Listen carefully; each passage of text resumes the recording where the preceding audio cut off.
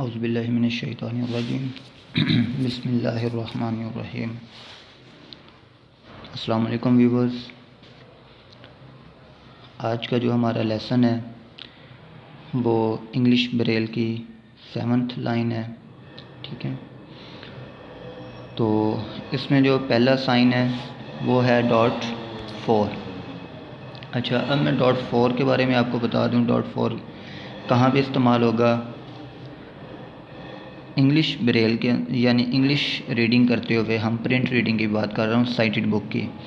वहाँ पे हम देखते हैं कि कोई लफ्ज़ लिखा हुआ है, लफ्ज़ के ऊपर ज़बर, ज़ेर, ठीक है, या कोई अलामत बनी हुई है। मसलन गोर में पढ़ते हैं तो गोर में के ई के ऊपर जो है ना वो ज़बर की तरह अलामत बनी हुई है।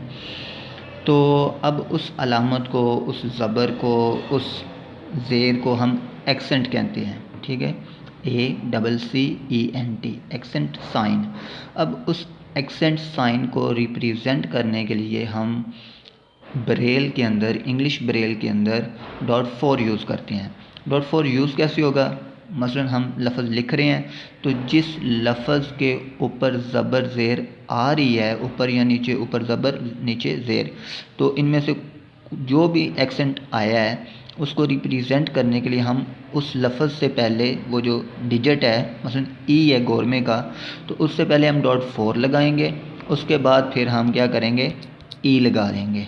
ठीक है, तो वो हमारा ब्रेल के अंदर जो आपकी ब्रेल को रीड करेगा उसको पता चल जाएगा, या आपको ख़ुद पता चल जाएगा कि अच्छा ये एक्सेंट साइन लगा हुआ है, इसको मैंने इस तरह से रिप्रेजेंट करना है या इसको इस तरह से रीड करना है। ठीक है, तो इसके बाद जो है यहाँ पे कुछ कॉन्ट्रैक्शन साइंस हैं इस लाइन के अंदर, और उसको हम इनिशियल कॉन्ट्रैक्शन साइंस कहते हैं। मसलन .5 है, ठीक है, उसके बाद .45 है और .456 है। ठीक है, तो ये जो तीनों साइन हैं .5, 45 और 456, ये कॉन्ट्रैक्शन साइंस हैं। अब इनको इस्तेमाल किस तरह से करते हैं? मसलन हमने पढ़ा डी, ठीक है, तो डी को हम जब अगला स्टेप जो है हम जिसमें हम कॉन्ट्रैक्शंस को सीखेंगे, ठीक है, उसमें हम देखेंगे कि डी अगर दो तरफा स्पेस के साथ आ रहा है तो वो किसको रिप्रेजेंट करेगा? वो डू को रिप्रेजेंट करेगा। ठीक है, डी डू, और इसी तरह ई एवरी। ठीक है, अच्छा, अब मैंने एक्सेंट इसकी बात की थी कॉन्ट्रैक्शन की, तो जब हम .5D पढ़ेंगे तो वो ऑटोमेटिकली क्या बन जाएगा? .5D day. मसलन ये देखें .5D डे, तो ठीक है, वैसे डिजिट क्या है? वो डी है। ठीक है, और जब हमने उसको कॉन्ट्रैक्शन के अंदर पढ़ा दो तरफा स्पेस के साथ तो वो डी डू हो गया। लेकिन जब हमने उसको कॉन्ट्रैक्शन .5 यूज़ किया, ठीक है, इनिशियल कॉन्ट्रैक्शन .5 यूज़ किया, तो वो डी डे पे चला गया। ठीक है, .5D डे, और इसी तरह .45 अपॉन।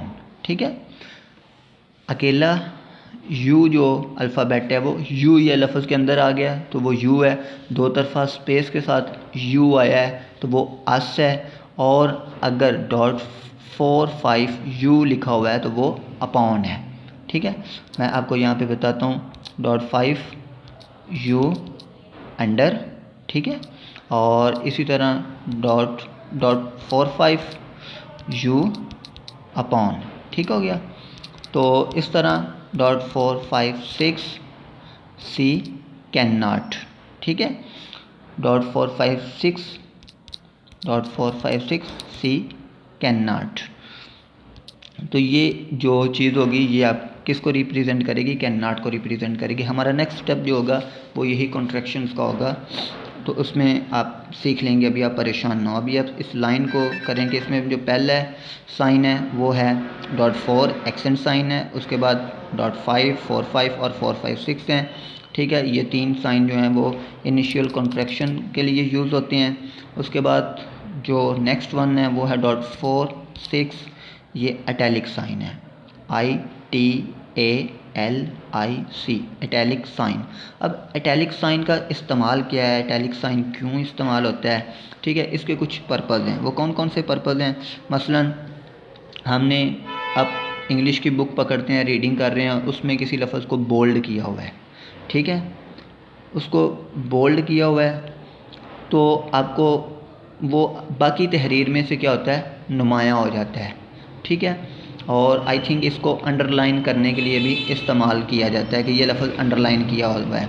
उसके बाद आप देखते हैं कि प्रिंट के अंदर किसी लफ्ज़ को या पूरे सेंटेंस को टेढ़ा किया हुआ है, ठीक है, थोड़ा सा तिरछा। आप ये MS ऑफिस यूज़ करते हैं, तो MS ऑफिस के अंदर भी बोल्ड का या उसको टेढ़ा करने का मौजूद होता है। तो ये जो हम रीडिंग के अंदर पढ़ते हुए हमें नज़र आता है कि ये लफ्ज़ टेढ़ा किया हुआ है, तो ब्रेल के अंदर उसको टेढ़ा करने के लिए उसको इटैलिक साइन यूज़ करते हैं। तो इटैलिक साइन क्या है, वो .46 है, ठीक है। ये इटैलिक साइन कहाँ कहाँ पे और किस तरह से इस्तेमाल होते हैं, कितने लफ्ज़ आएंगे, तो वो कैसे इस्तेमाल होगा, ये आप अपनी बुक में भी पढ़ सकते हैं, वहाँ पे लिखा हुआ है, ठीक है। और नेक्स्ट वन जो है उसके बाद लेटर साइन है .56। .56 लेटर साइन है। लेटर साइन कैसे इस्तेमाल होता है? मसलन आप मैथ की बुक पढ़ रहे हैं, रीड कर रहे हैं, उसके अंदर आपको ये साइन मिलता है ब्रेल के अंदर, तो वहाँ पे उसके बाद लिखा होगा मसलन x, तो इस तरह से लिखे हुए कि आपको पता चल जाएगा कि अच्छा ये लेटर साइन x लिखा हुआ है, ठीक है। या आप इसकी इंग्लिश की रीडिंग कर रहे हैं, तो वहाँ पे आपको लेटर साइन 56 उसके बाद ये इस तरह से लिखा हुआ मिलता है, ठीक है। तो ये रोमन के अंदर 1 लिखा हुआ है, ठीक है, ये रोमन के अंदर क्या लिखा हुआ है, 1। ये इस तरह से भी मिल सकता है, ठीक है, और ये इस तरह से भी मिल सकता है आपको, ठीक है। ये 1 मिनट, 56I, ठीक है, 56 ये इस तरह से 56 लेटर साइन,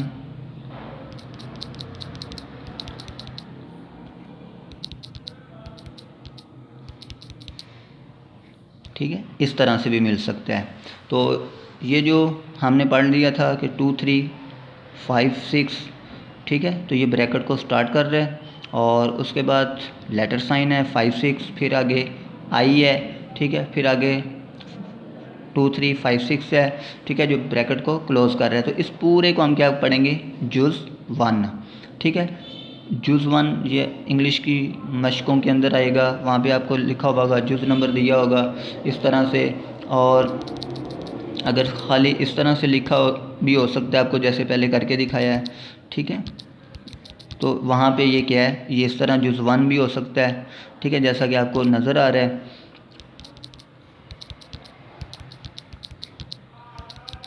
जुज़ 2, ठीक है, लेटर साइन, जुज़ 3, ठीक है। तो ये इस तरह किसी तरह भी लिखा हो सकता है, तो आपको पता होगा कि अच्छा ये इस तरह से पढ़ना है। हम रोमन लिखते हुए .56 का इस्तेमाल करते हैं, हम जुज़ नंबर देते हुए 56 का इस्तेमाल करते हैं, ठीक है। और मैथमेटिक्स के अंदर जो है ना, जब गिनती आ रही है, तो गिनती के बाद फौरी तौर पे हमें कोई वर्ड यूज़ करना है, ABC कुछ भी, तो हम 5 6 और फिर उसके आगे क्या करेंगे, वो लफ्ज़ यूज़ कर देंगे इस तरह से। और नेक्स्ट वन जो है वो है .6। अब .6 का फंक्शन क्या है? .6 जो है ये कैपिटल साइन के लिए इस्तेमाल होता है, ठीक है, कैपिटल साइन के लिए इस्तेमाल होता है। मसलन ये देखें, मैंने लिखा A, तो वो कैपिटल A बन गया, ठीक है। उसके बाद मुझे, ठीक है, क्या करना पड़ेगा, फिर कैपिटल साइन, और ये B हो गया, फिर C, ठीक है। इस तरह से जब हमने कुछ कैपिटल लिखना होगा तो उस वक़्त क्या होगा, हमें इस तरह से लगाना पड़ेगा। देखिए मैंने 2 दफ़ा कैपिटल साइन लिया, तो उसने उसको पिक कर लिया, A भी कैपिटल आ गया, B भी कैपिटल आ गया, और उसने आगे बता दिया मुझे कि पूरा वर्ड भी कैपिटल रिप्रेजेंट करना तो हमें 2 दफ़ा पहले क्या करना होगा, पहले कैपिटल साइन लगाना होगा। ठीक हो गया। और .6 जो है ये मैथमेटिकल सेपरेशन साइन, अलहदा करने के लिए, ठीक है, किसी चीज़ को अलहदा करने के लिए इस्तेमाल होता है। मसलन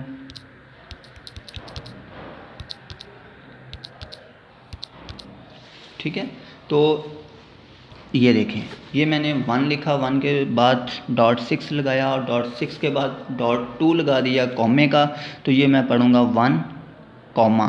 ठीक है, तो हमने फिर आगे नेक्स्ट लिखना है, तो उसमें 2 और फिर .6 और फिर .2, तो ये 2 के बाद फिर कॉमा आ गया।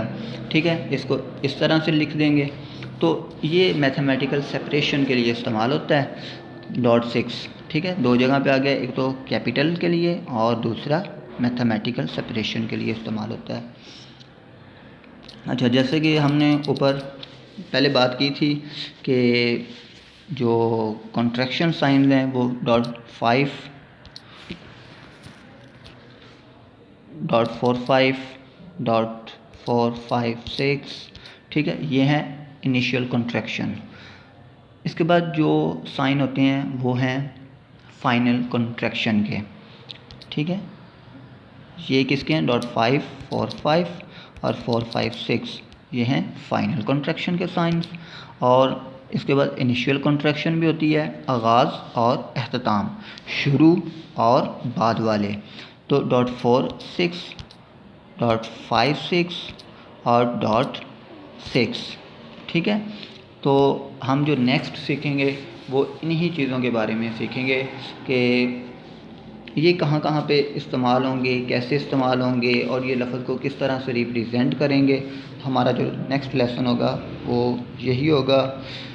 और इंशाल्लाह अब आप आसानी से फिर ये सीखने के बाद जो है ना इंग्लिश ब्रेल लिख सकेंगे। अस्सलाम वालेकुम, अपना बहुत ज़्यादा ख्याल रखिएगा। अल्लाह हाफिज़।